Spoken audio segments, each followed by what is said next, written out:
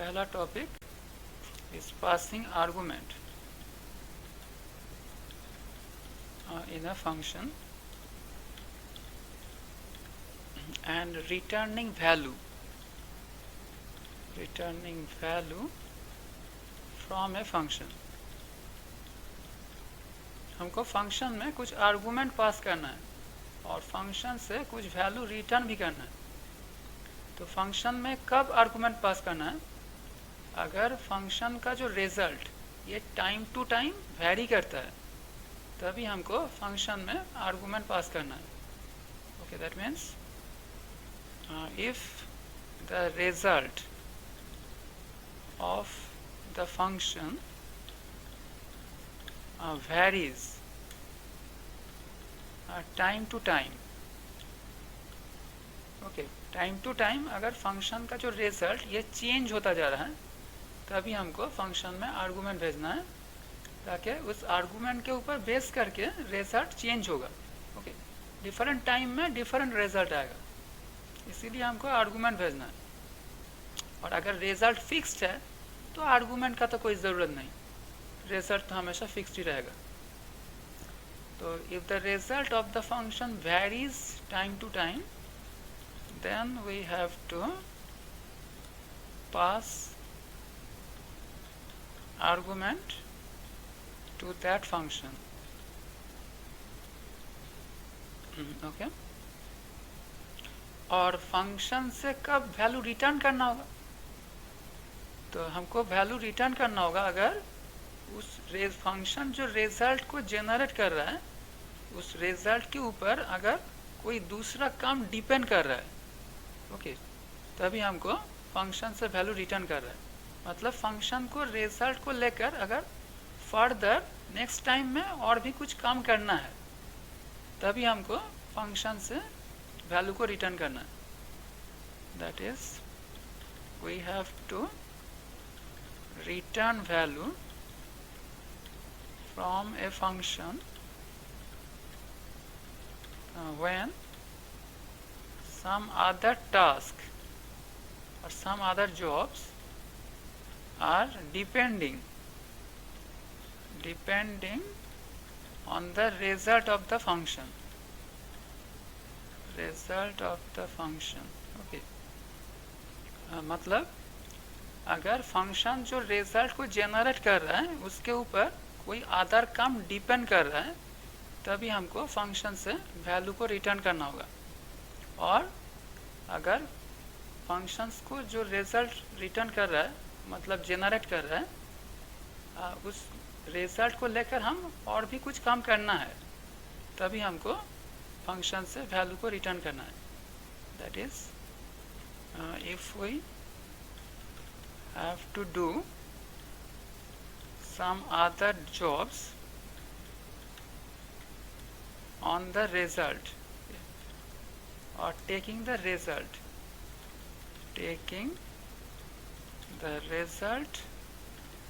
of the function, then we have to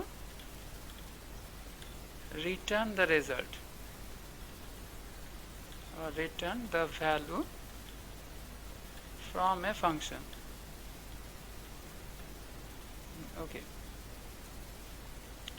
मतलब functions जो result को जनरेट कर रहा है उस रिजल्ट के ऊपर बेस करके और रिजल्ट को लेकर हमको और भी कुछ काम करना है बाद में तभी फंक्शन से वैल्यू को रिटर्न करना है. तो हम इसका एग्जांपल को देखते हैं तभी इसका बात समझ में आ जाएगा. तो हम एक फंक्शन लिखूंगा जो दो वैल्यू को ऐड करेगा, इंटीजर वैल्यू को, और रिजल्ट को रिटर्न करेगा. Okay, that is write a function to add two numbers, two integer numbers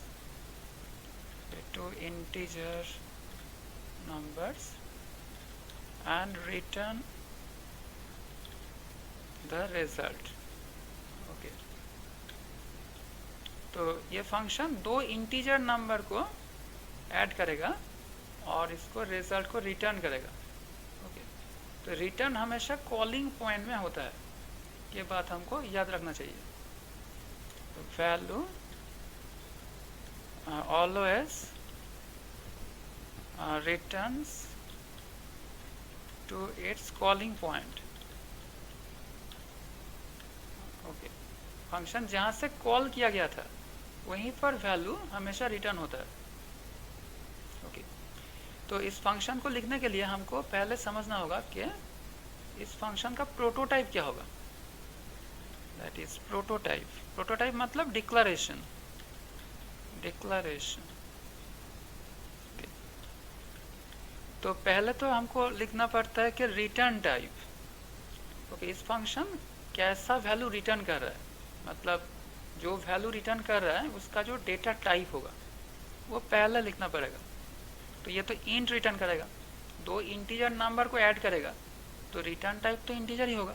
okay, तो पहले लिखना होगा इंट, और इसके बाद फंक्शन का नेम, मतलब हम कुछ भी दे सकता हूँ, से ऐड दे दिया, और इसके बाद देना है parenthesis open close function call operator, और इसके अंदर रहना है फंक्शंस का जो आर्गुमेंट।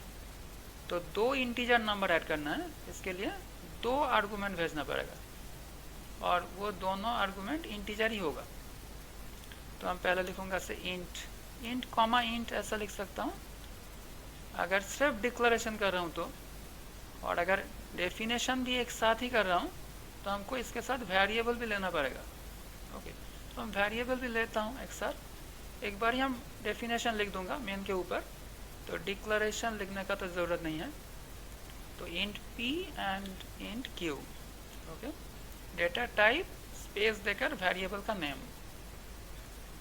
तो यही हो गया हमारा फंक्शन का जो पहला लाइन, इसको बोलते हैं डेफिनेशन का जो पहला लाइन, इसी को बोलता हूँ प्रोटोटाइप और डिक्लेरेशन।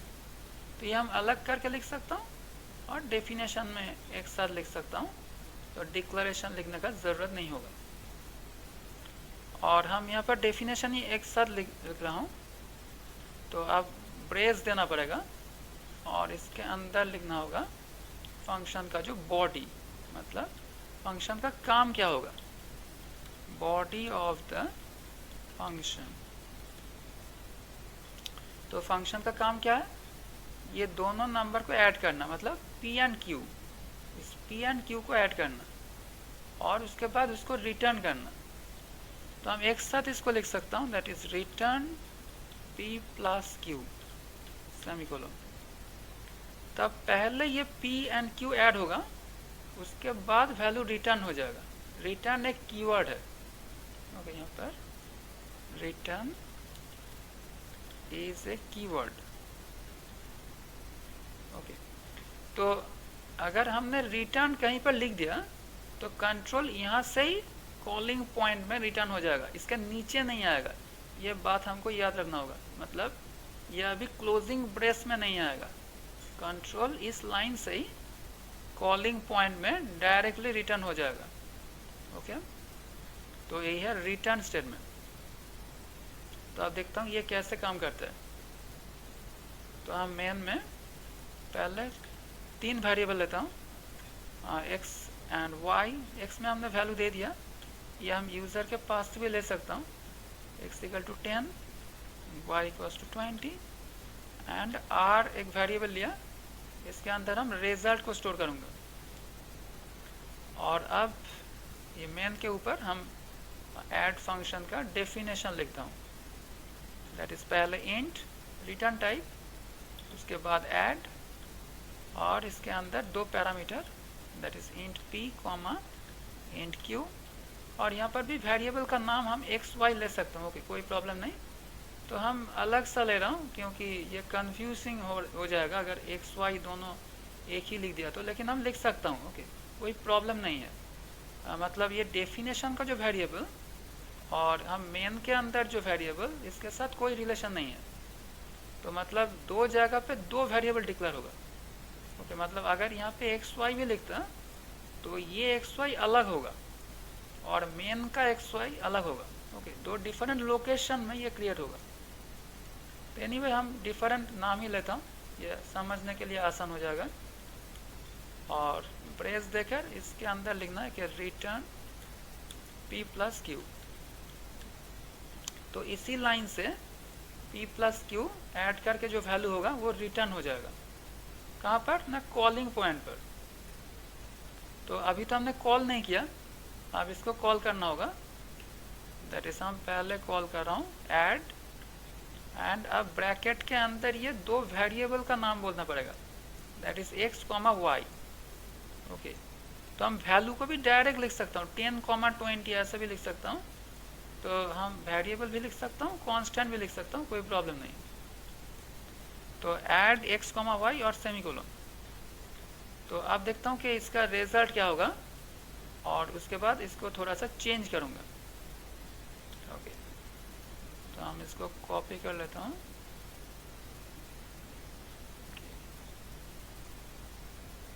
और पेंट में यहाँ पर पेस्ट कर दिया।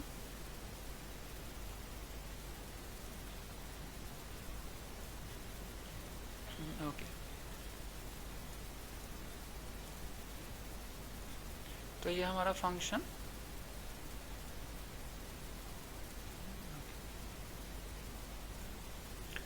तो आप देखते हो ये कैसे काम करता है।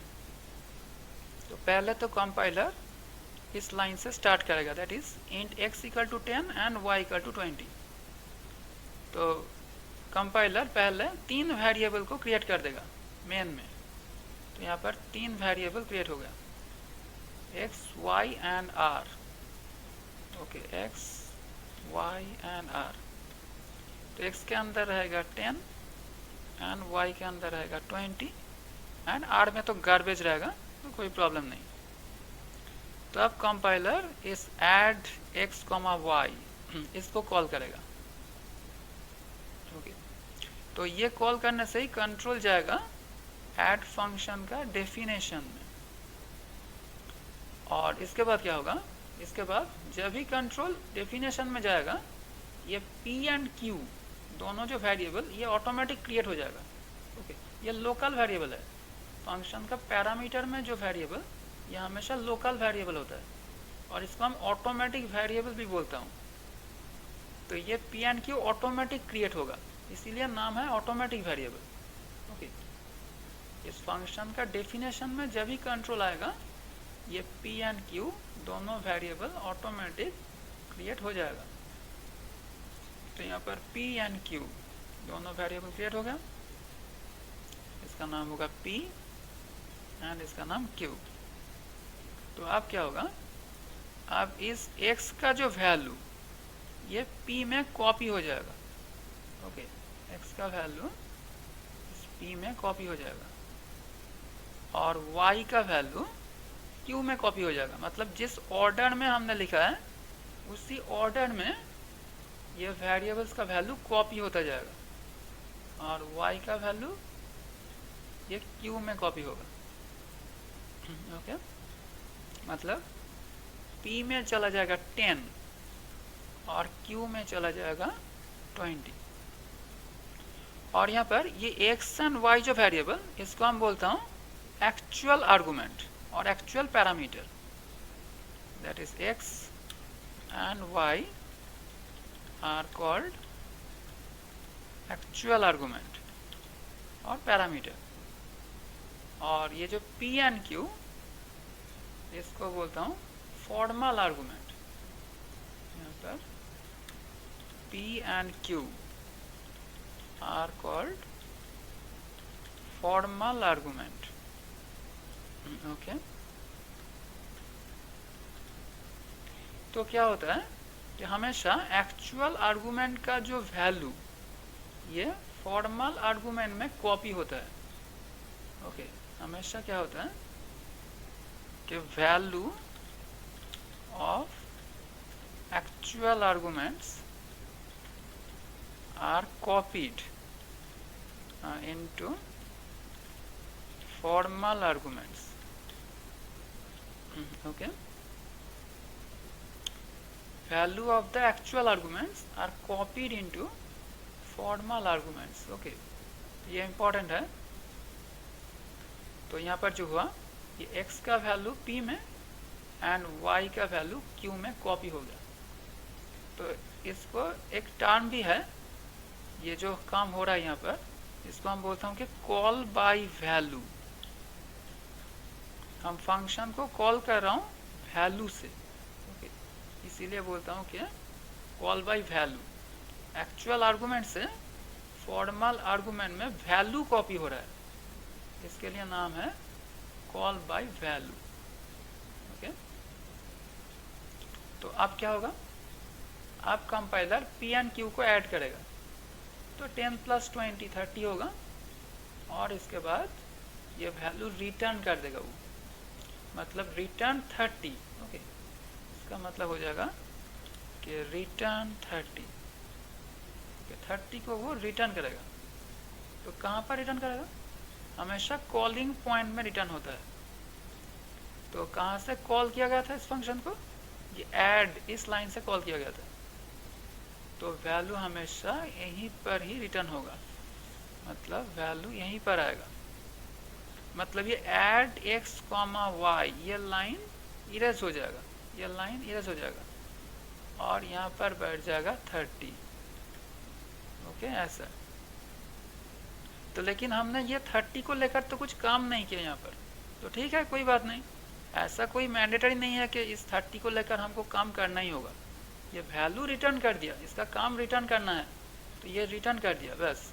और इसके बाद क्या करना ये तो हम डिसाइड करूँगा, ये 30 को लेकर हम कुछ करूँगा या नहीं करूँगा, ये हमका ऊपर डिपेंड कर रहा है।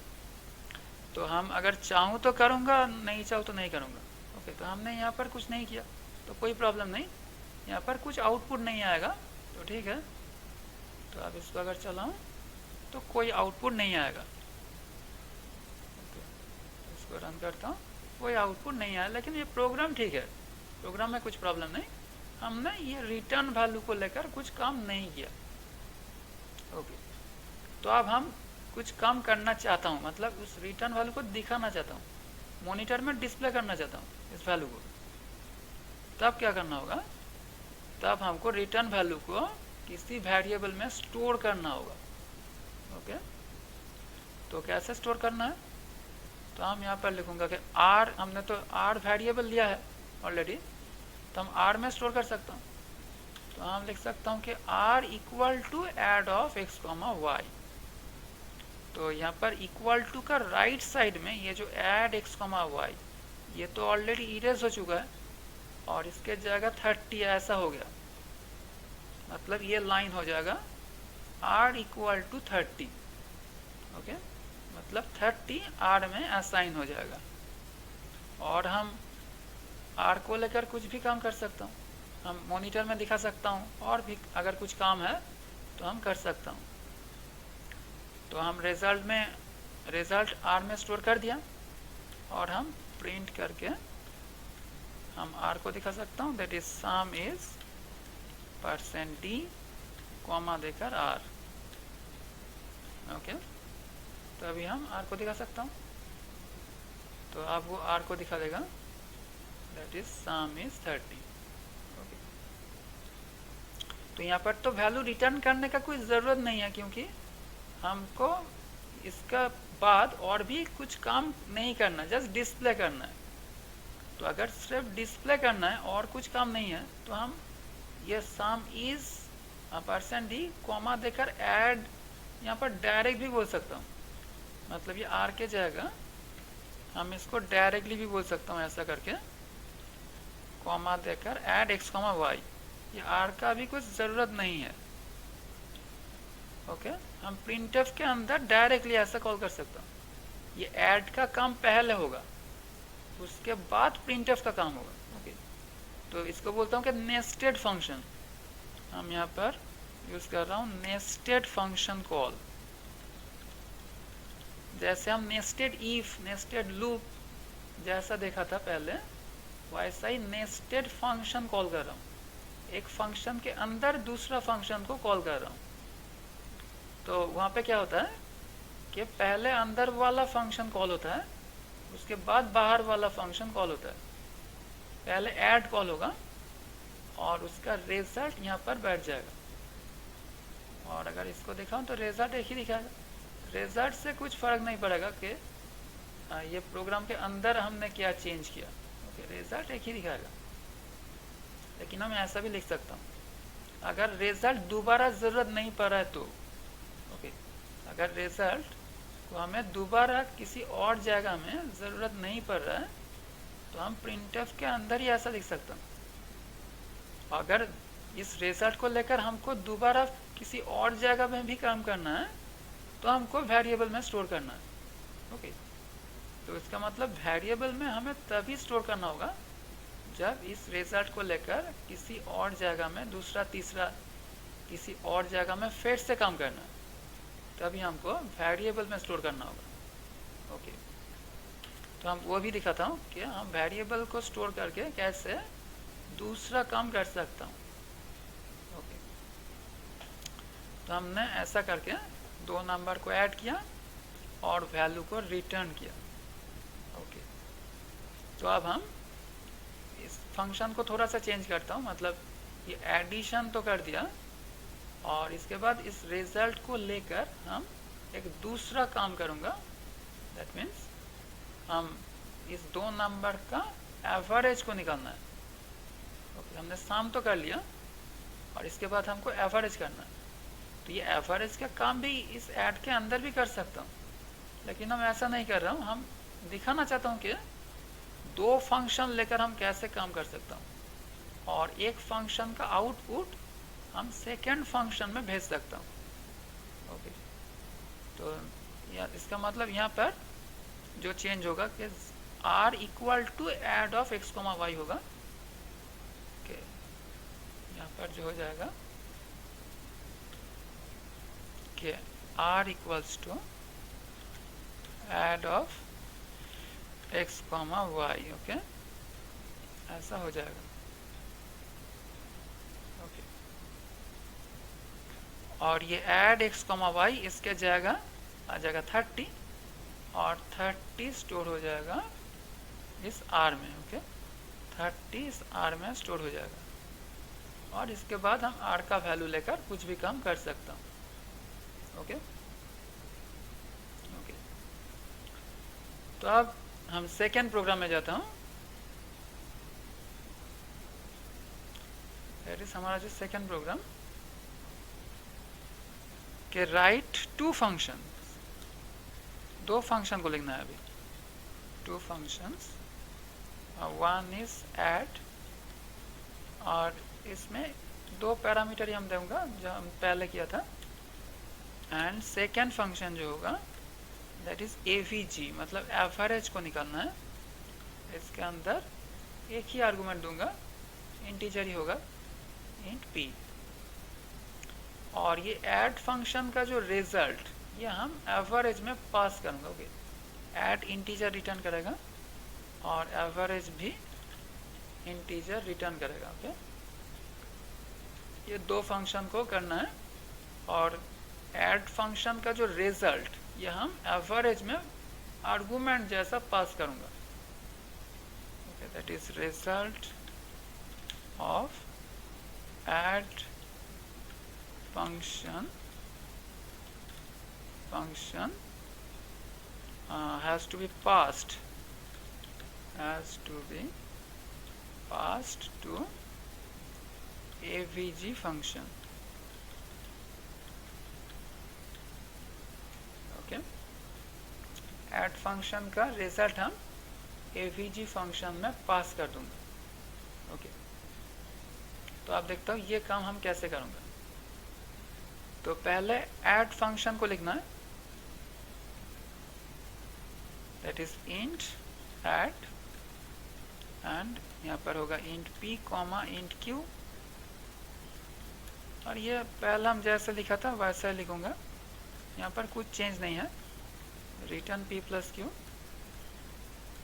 और इसके बाद इंट avg और यहाँ पर एक ही पैरामीटर होगा, सो इंट p। और इसके अंदर हम रिटर्न कर दूंगा p/2। तो हम एज्यूम करता हूँ कि ये p किसी दो नंबर का एडिशन है। ओके, ऐसे ही एज्यूम करता हूँ, मतलब हम दो नंबर का ही एवरेज निकल रहा हूँ। तो इसके लिए हम 2 से डिवाइड कर दिया, रिटर्न p/2। ओके, और ये फ्रैक्शन में अगर आ रहा है तो ये फ्रैक्शन तो नहीं आएगा, हमने इंटीजर रिटर्न कर रहा हूँ, ये फ्रैक्शन नहीं आएगा। अगर फ्रैक्शन भी हुआ तो पॉइंट का जो फ्रैक्शनल पार्ट ये रिमूव हो जाएगा, सिर्फ इंटीजर पार्ट ही रिटर्न होगा। ओके, तो नो प्रॉब्लम। तो हम ऐसा करके 2 फंक्शन को लिख सकता हूँ। ओके, तो हम देखता हूँ इसको हम कैसे कॉल कर सकता हूँ। तो ये तो ऐड फंक्शन जैसे है वैसे ही रहेगा, और इसके नीचे हम लिखूंगा कि int avg and int p, और इसके अंदर रिटर्न p/2। ओके, तो अब ये पिछले प्रोग्राम में जैसा हमने सामिस दिखाया था ऐसा तो रहेगा। और अब ये ऐड x, y ये जो है हम इसके अंदर कॉल नहीं करूँगा, हम पहले जैसा कॉल किया था कि r equal to add of x, y ऐसे करूँगा और सामिस r को दिखाऊंगा। तो क्योंकि इस r को लेकर हमें और भी काम करना है अभी, इसीलिए हम एक वेरिएबल में स्टोर किया। और इसी r को लेकर हमको क्या काम करना है, हमको एवरेज को निकालना है। ओके, तो अब हम एवरेज फंक्शन को कॉल करूँगा और इसका रिजल्ट भी एक वेरिएबल में रखता हूँ। Say for example av equals to avg of, अब यहाँ पर पैरामीटर में क्या पास करूँगा, ये जो r ये पास करूँगा। ओके, ये एडिशन का जो रिजल्ट, इसीलिए हमने ये वेरिएबल में लिया है, इसको हम एवरेज में पास कर सकता हूँ। तो हमने इसके अंदर बोल दूंगा r, ओके, एंड सेमीकोलन, और अब प्रिंट एफ देकर हम एवरेज का प्रिंट करूँगा, that is average is %d, av। Okay, तो हम एवरेज को भी प्रिंट कर सकता हूँ। ओके, तो अब देखता हूँ ये कैसे रन करता है।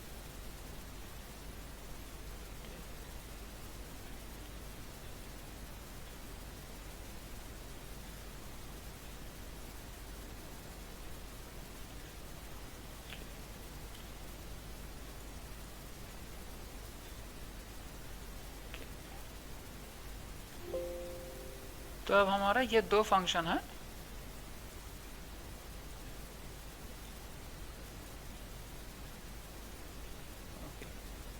और यह है मेन।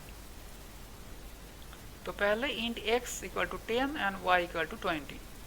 तो पहले यहाँ पर 2 variable and 3 variable x, y and r, ये 3 वेरिएबल क्रिएट हो जाएगा, that is x and y and r। और x के अंदर स्टोर होगा 10, y के अंदर 20 एंड r में गार्बेज। और हम ये r equals to add x, y ये कॉल कर रहा हूँ, मतलब x का वैल्यू p में और y का वैल्यू q में कॉपी होगा, और ये फंक्शन कॉल होगा, दैट इज ये ऐड फंक्शन का डेफिनेशन में जाएगा कंट्रोल,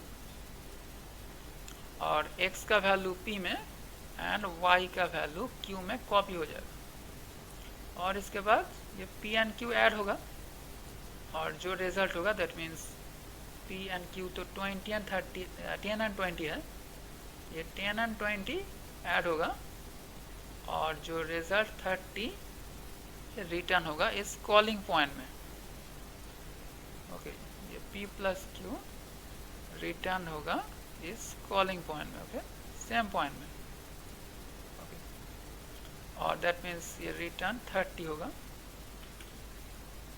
और ये 30 स्टोर हो जाएगा r में, और कंट्रोल आएगा इसके बाद नेक्स्ट लाइन पे, और वो दिखाएगा सम इज 30।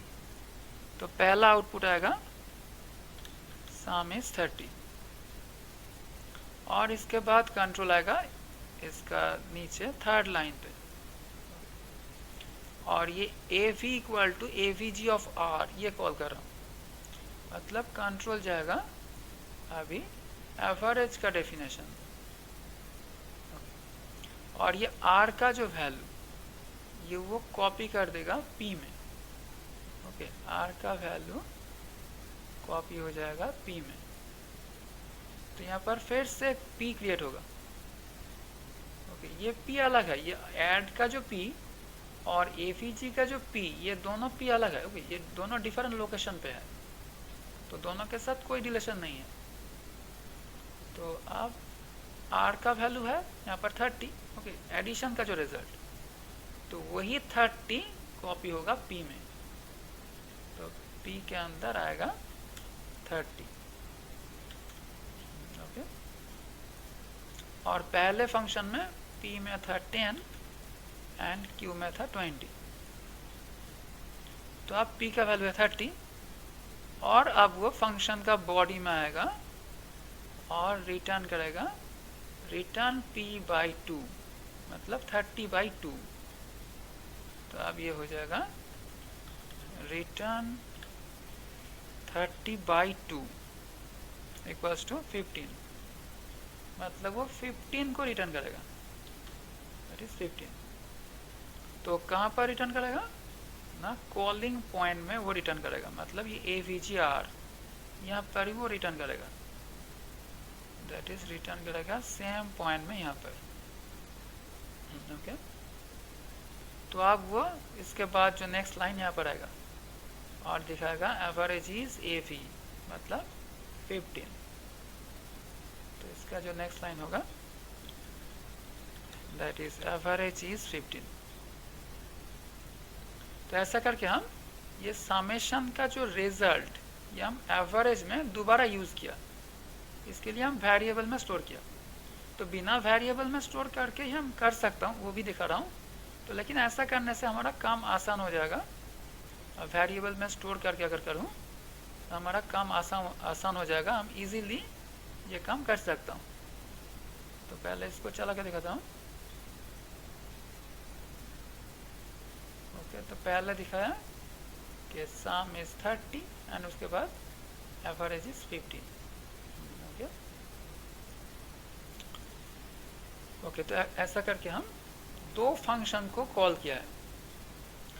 तो हम ये नेस्टेड फंक्शन से भी कर सकता हूँ, मतलब ये av का जगह हम ये avg ऑफ r ये भी लिख सकता हूँ, कोई प्रॉब्लम नहीं। तो हम इसको यहाँ पर चेंज करके avg ऑफ r कर दिया, और ये वेरिएबल में स्टोर करने का कोई ज़रूरत नहीं, तो ये हम हटा सकता हूँ। ओके, और ये जो सम इज r ये जो किया, तो ये भी हम ऐड x, y ये भी बोल सकता हूँ, ऐड ऑफ x, y। तो यहाँ पर भी r का कोई ज़रूरत नहीं। ओके, तो अब अगर ऐसा लिखा कि avg ऑफ r, अभी तो r नहीं है तो हम avg ऑफ r तो नहीं लिख सकता, तो r के जगह हमको लिखना है ऐड ऑफ x, y। तो r के जगह लिखूंगा add of x, y। Okay, तो मतलब यहाँ पर हम प्रिंटफ के अंदर दो फंक्शन कॉल किया। ओके, पहले ऐड, उसके बाद avg कॉल होगा, उसके बाद होगा प्रिंटफ। ओके ओके, तो अब सम इज यहाँ पर भी ऐड ऑफ x, y। तो यहाँ पर देख रहा हूँ कि add x, y, add x, y हम दोबारा यूज कर रहा हूँ। ओके, तो इसीलिए हमने वेरिएबल में स्टोर कर रहा हूँ, ताकि हम बार बार add x, y, add x, y ऐसा लिखना नहीं पड़ेगा। हम उस वेरिएबल का नाम लिख दूंगा, तभी हमारा काम आसान हो जाएगा। इसीलिए हमको वेरिएबल में स्टोर करना पड़ेगा। अगर हम एक से ज़्यादा बार यूज़ कर रहा हूँ तो ओके, अगर कोई फंक्शन को एक से ज़्यादा बार कॉल करना है और पिछले का रिजल्ट को लेकर, तभी हम रिजल्ट को वेरिएबल में स्टोर कर सकता हूँ। ओके, तो यहाँ पर भी रिजल्ट ऐसा ही होगा जो पहले हुआ था, सेम रिजल्ट होगा। ओके, रिजल्ट तो देखकर कुछ पता नहीं चलेगा कि हम प्रोग्राम के अंदर क्या चेंज कर रहा हूँ। ओके, रिजल्ट तो एक ही होगा। ओके, रिजल्ट में कुछ फ़र्क नहीं पड़ेगा। तो अब यहाँ पर जो हमने किया,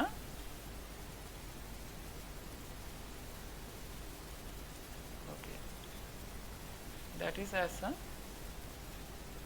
average is percent d AVG. तो यहाँ पर क्या हो रहा है कि पहले ये अंदर वाला जो फंक्शन ये कॉल होगा, okay, that is add of x comma y, ये फंक्शन पहले कॉल होगा और इसका जो रिजल्ट ये एवीजी के अंदर बैठ जाएगा। मतलब ये जो हो जाएगा कि फिर से इसको कॉपी कर रहा हूँ,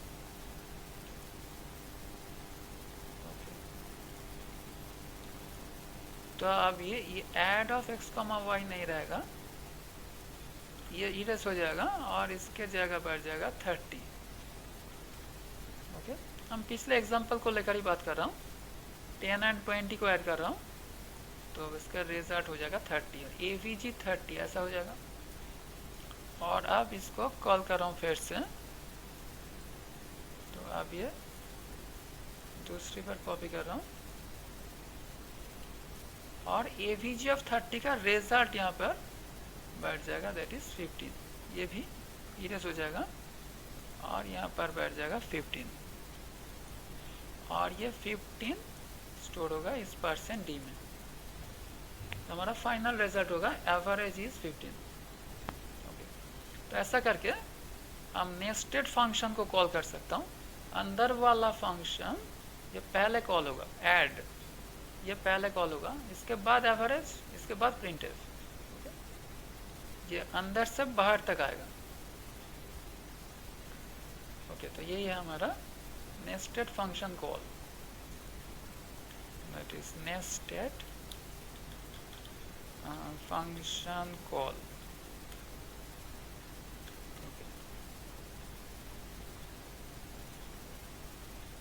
तो यही है हमारा फंक्शन का calling technique.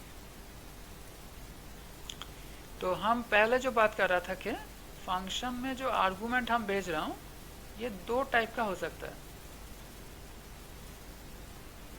That is passing argument to a function, passing argument to a function. तो हम दो तरीके से फंक्शन में आर्गुमेंट पास कर सकता हूँ। One is call by value and number 2 call by reference. Okay, तो कॉल बाय वैल्यू में क्या होता है, एक्चुअल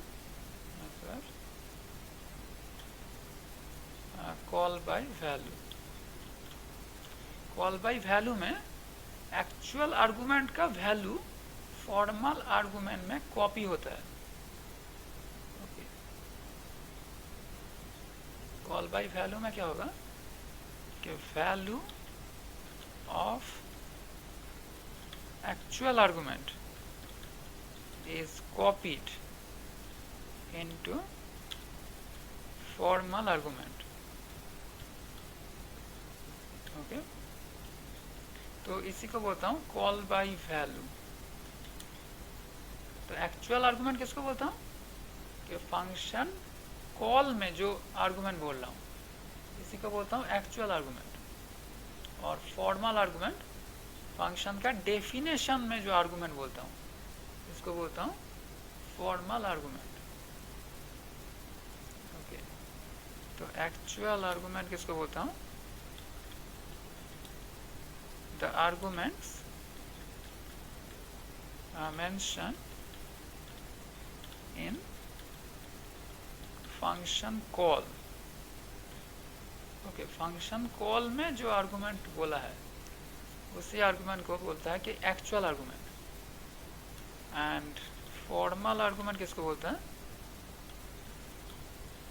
कि फंक्शन का डेफिनेशन में जो आर्गुमेंट है, that is the arguments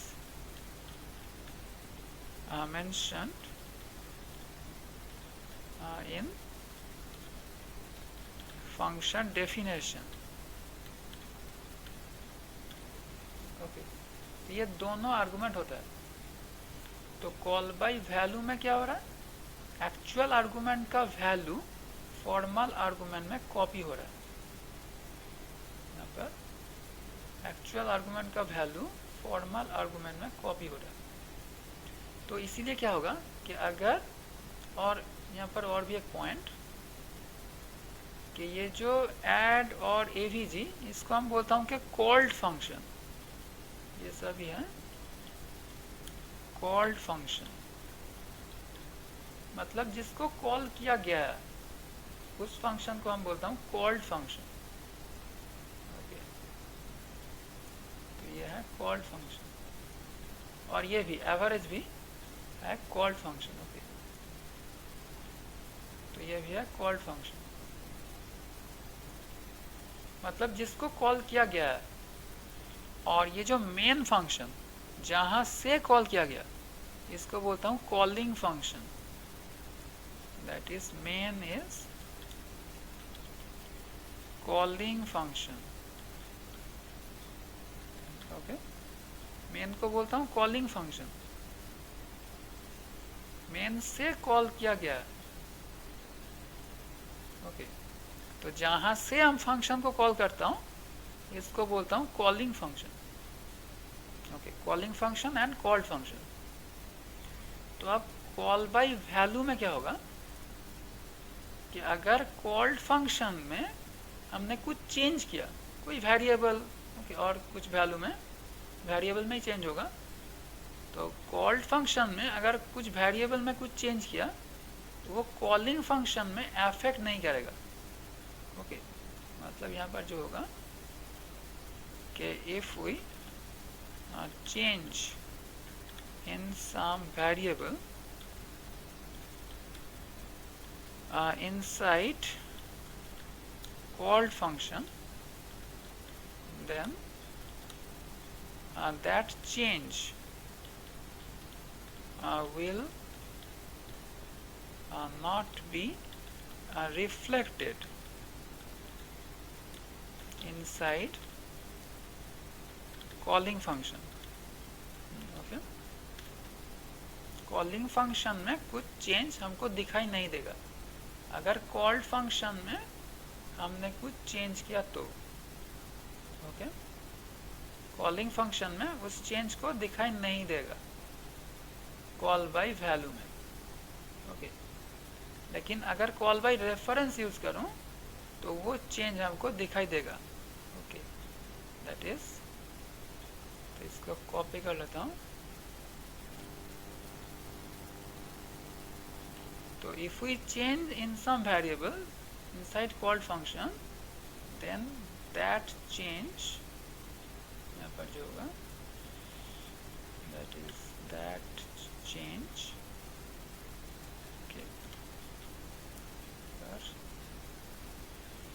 that change will be reflected, यहाँ पर होगा कि will be reflected, okay, in the inside the calling function। तो कॉल बाय रेफरेंस में क्या होता है कि एक्चुअल आर्गुमेंट का एड्रेस फॉर्मल आर्गुमेंट में कॉपी होता है। ये हम बाद में देखूंगा जब हम पॉइंटर को लेकर काम करूंगा। That is address of actual argument is copied into formal argument। Okay, यहाँ पर address of actual argument is copied into formal argument. तो यह हम बाद में देखूंगा, ओके, जब हम पॉइंटर को लेकर काम करूंगा। ओके, तो ये दोनों टाइप ऑफ आर्गुमेंट पासिंग होता है, पासिंग ऑफ आर्गुमेंट। ओके,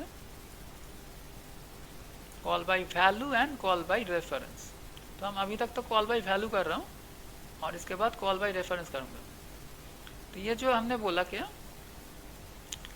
कि कॉल्ड फंक्शन में अगर कुछ चेंज किया तो वो कॉलिंग फंक्शन में अफेक्ट नहीं करेगा। तो इसको समझने के लिए हम एक फंक्शन बनाता हूँ यहाँ पर। तो ये एवरेज हमको अभी नहीं चाहिए, तो हमने जस्ट एक फंक्शन बना रहा हूँ से, इसको हम void ही करता हूँ, दैट इज void चेंज और यहाँ पर पैरामीटर भेज दिया सेंट पी। ओके, और इसके अंदर हम कुछ रिटर्न नहीं कर रहा हूँ, अभी जस्ट लिख रहा हूँ कि p इक्वल टू 1000। ओके, तो अब यहाँ पर एक ही पैरामीटर लेता हूँ से इंट x, और हमने इसको कॉल कर रहा हूँ से चेंज एंड ब्रैकेट के अंदर x, और यहाँ पर एक मैसेज दे दिया कि print f x equal to, और यहाँ पर लिख दिया कि before change x equal to %d and comma x, और इसके नीचे that is \n and after change and x। Okay, तो ये चेंज फंक्शन को कॉल करने का पहले x का वैल्यू क्या था और कॉल करने का बाद वैल्यू क्या है, ये दोनों को हमने प्रिंट कर दिया। तो आप देखता हूँ इसका रिजल्ट क्या होगा।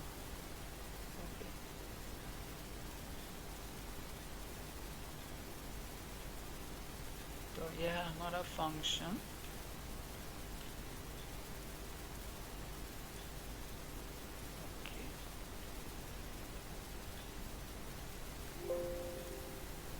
ओके, तो अब इस फंक्शन को यहाँ पर रखता हूँ।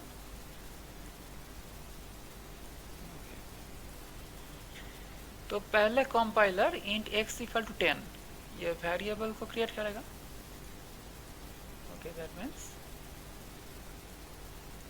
ये वेरिएबल और इसका नाम है x और इसके अंदर रहेगा 10। तो अब वो दिखाएगा पहले कि before change x equal to 10। Okay, पहले दिखाएगा कि before change x equal to 10। तो अब कंपाइलर इस चेंज फंक्शन को कॉल करेगा। कॉल करते ही ये कंट्रोल जाएगा इस फंक्शन का डेफिनेशन में, और ये x का वैल्यू कॉपी हो जाएगा p में। ओके, ये तो कॉल बाय वैल्यू हो रहा है, इसके लिए x का वैल्यू p में कॉपी होगा। मतलब यहाँ पर p एक वेरिएबल क्रिएट हो जाएगा और इसके अंदर रहेगा 1000।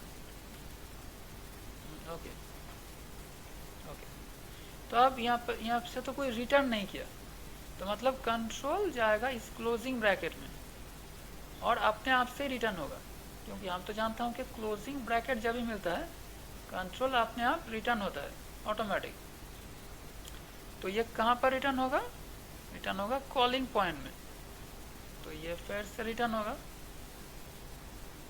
ओके, तो ये कॉलिंग पॉइंट में रिटर्न हो गया, कुछ वैल्यू तो रिटर्न नहीं होगा क्योंकि ये फंक्शन तो वॉइड है और हमने कुछ रिटर्न भी नहीं किया, इसके लिए रिटर्न कुछ नहीं आएगा यहाँ पर। तो सीधा कंट्रोल चला जाएगा नेक्स्ट लाइन पे और दिखाएगा after change x is x। तो x के अंदर क्या है? 10 ही है। ओके, यहाँ पर तो कुछ चेंज नहीं हुआ, चेंज हुआ है तो p के अंदर, x के अंदर तो कुछ चेंज नहीं हुआ, इसके लिए x का वैल्यू 10 ही दिखाएगा। मतलब यहाँ पर भी आफ्टर चेंज x इज 10। मतलब ये जो चेंज फंक्शन इसी को बोलता हूँ क्या? कॉल्ड फंक्शन, यही है कॉल्ड फंक्शन। और ये जो मेन ये है calling function. Calling function main से हम चेंज को कॉल किया, इसके लिए मतलब main is calling change. Main change को कॉल कर रहा है, इसके लिए नाम है calling function. Main is calling and change is called, और change has been called, change को कॉल किया गया है, इसके लिए चेंज को बोलता हूँ कॉल्ड फंक्शन। तो हमने कॉल्ड फंक्शन के अंदर चेंज किया है, p को चेंज किया, लेकिन इसका कोई असर मेन के अंदर नहीं पड़ा है। ओके, पी का जो वैल्यू चेंज किया इसका असर मेन के अंदर नहीं पड़ा है। एक्स का पहले का जो वैल्यू था अभी वही वैल्यू है। ओके, तो ये है कॉल बाय वैल्यू। ओके, तो ऐसा करके हम कॉल बाय वैल्यू यूज कर सकता हूँ, जहाँ पर अगर कॉल्ड फंक्शन में अगर वेरिएबल में कुछ चेंज कर रहा हूँ तो वो कॉलिंग फंक्शन में अफेक्ट नहीं करेगा। ओके, तो अब अगर इस चेंज को पाना है मेन के अंदर तो आप क्या करना होगा। अभी तो ये जो चेंज किया 1000 ये तो मेन में नहीं आया, तो आप चाहता हूँ कि ये 1000 मेन पे आए। हम 1000 को मेन पे लाना चाहता हूँ, इसके लिए हमको वैल्यू रिटर्न करना होगा। ओके, विदाउट रिटर्निंग हम मेन पे इस वैल्यू को नहीं ला सकता, हम ये वैल्यू को रिटर्न करना होगा। ओके, तो आप इसको चेंज करके लिखता हूँ। ओके, यहाँ पर हमको रिटर्न करना होगा return p, that is return p। और ये void भी हम नहीं रख सकता हूँ, हम इसको चेंज करके भी int करना होगा। ओके, तो अब ये जो हमने चेंज x को कॉल किया तो अब क्या ये चेंज होगा। हमने रिटर्न कर लिया, रिटर्न टाइप भी बदल दिया, लेकिन अगर इसको चलाऊं तो क्या ये x का वैल्यू चेंज होगा। अभी भी चेंज नहीं होगा, क्योंकि हमने रिटर्न तो कर दिया लेकिन ये वैल्यू को तो कहीं पर स्टोर नहीं किया। इसके लिए x का पहले का जो वैल्यू था वही रह जाएगा। ओके, यहाँ पर जो होगा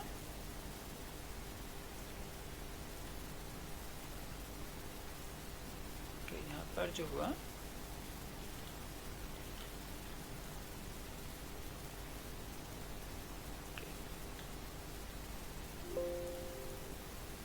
तो यह है चेंज फंक्शन।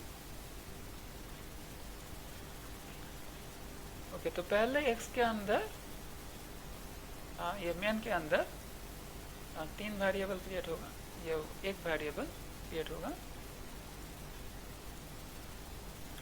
मेन के अंदर, एक वेरिएबल क्रिएट होगा that is x equal to 10।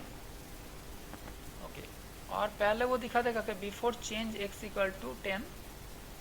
Okay, वो ये दिखाएगा कि before change x equal to 10, और अब वो चेंज x इस लाइन पे आएगा और वो जाएगा इस फंक्शन का डेफिनेशन, दैट इज चेंज, और x का वैल्यू p में कॉपी कर देगा। तो p एक वेरिएबल क्रिएट हो जाएगा और इसके अंदर रहेगा 1000। तो अब इस p को हम रिटर्न कर रहा हूँ, तो अब ये रिटर्न कर देगा। ओके, ये रिटर्न करेगा कहाँ पर, कॉलिंग पॉइंट में, मतलब यहाँ पर रिटर्न करेगा। ओके, तो ये चेंज x रिमूव हो जाएगा और इसके जगह बैठ जाएगा 1000। तो लेकिन हम तो इस वैल्यू को कहीं पर स्टोर नहीं किया, तो अगर हमने स्टोर नहीं कर रहा हूँ तो ये वैल्यू डिस्ट्रॉय हो जाएगा, ये किसी का काम पे नहीं आएगा। ओके, मतलब ये वैल्यू यूजलेस हो गया। हमने रिटर्न तो कर दिया लेकिन ये वैल्यू तो हम कहीं पर स्टोर नहीं किया, इसके लिए ये वैल्यू यूजलेस हो जाएगा। ओके, कहीं पर तो हमने स्टोर नहीं किया, तो इसीलिए ये हमारा कुछ काम पे नहीं आएगा। x का जो पहला वैल्यू 10 वही रह जाएगा, मतलब यहाँ पर भी आफ्टर चेंज ये भी ऐसा क्या ऐसा ही रहेगा, मतलब after change x is 10। Okay, तो अब इसको चला कर दिखाता हूँ। Okay, before change x equal to 10 and after change x equal to 10, कोई चेंज नहीं है क्योंकि हमने इस चेंज को किसी वेरिएबल में स्टोर नहीं किया, इसके लिए किसी चेंज नहीं हुआ है। तो हम इसको चेंज कर रहा हूँ, दैट मीन्स अब हम लिखूंगा x equal to change of x। Okay, अगर इस चेंज को मेन पे लाना है तो हमको रिजल्ट को वेरिएबल में स्टोर करना होगा, दैट इज लिखना होगा x equal to change of x। तो अब क्या होगा, अब यहाँ पर हमने ऐसा कर रहा हूँ कि x equal to change of x। Okay, तब ये जो वैल्यू रिटर्न किया मतलब 1000, ये तो यहाँ पर आया है 1000। अब ये 1000 ये x में स्टोर हो जाएगा। ओके, और इसके बाद कंट्रोल आएगा इस प्रिंटफ में और दिखाएगा कि after change x equal to 1000, और ये अभी 1000 हो जाएगा, दैट इज 1000। ओके, तो अब देखता हूँ ये कैसे काम कर रहा है। अब ये 1000 हो गया आफ्टर चेंज।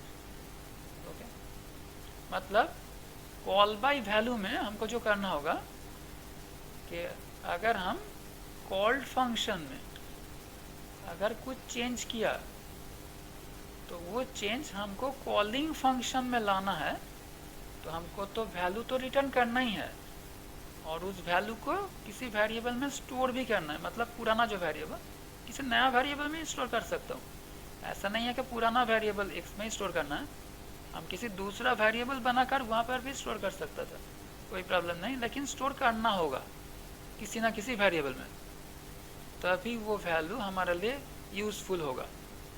और अगर हमने किसी भी वेरिएबल में स्टोर नहीं किया तो वो वैल्यू नष्ट हो जाएगा। ओके, वो डिस्ट्रॉय हो जाएगा। तो यहाँ पर मेन है calling function, main is calling function, okay, and change is called function। okay, तो यहाँ पर हमने क्या किया कि we have made a change in the variable p inside called function। Okay, हम क्या किया कि कॉल्ड फंक्शन में हमने कुछ चेंज किया। ओके,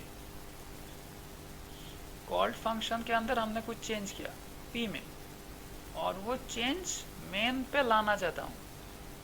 ओके, और हम क्या करना चाहता हूँ कि we want to reflect that change in calling function। Okay, मतलब मेन कॉलिंग फंक्शन में हम वो चेंज लाना चाहता हूँ, तो इसीलिए क्या करना होगा, so we must return the value, change value from called function to calling function। Okay, called function से कॉलिंग फंक्शन में वैल्यू को, चेंज वैल्यू को रिटर्न करना होगा। ओके, तभी हम इसको यूज कर सकता हूँ।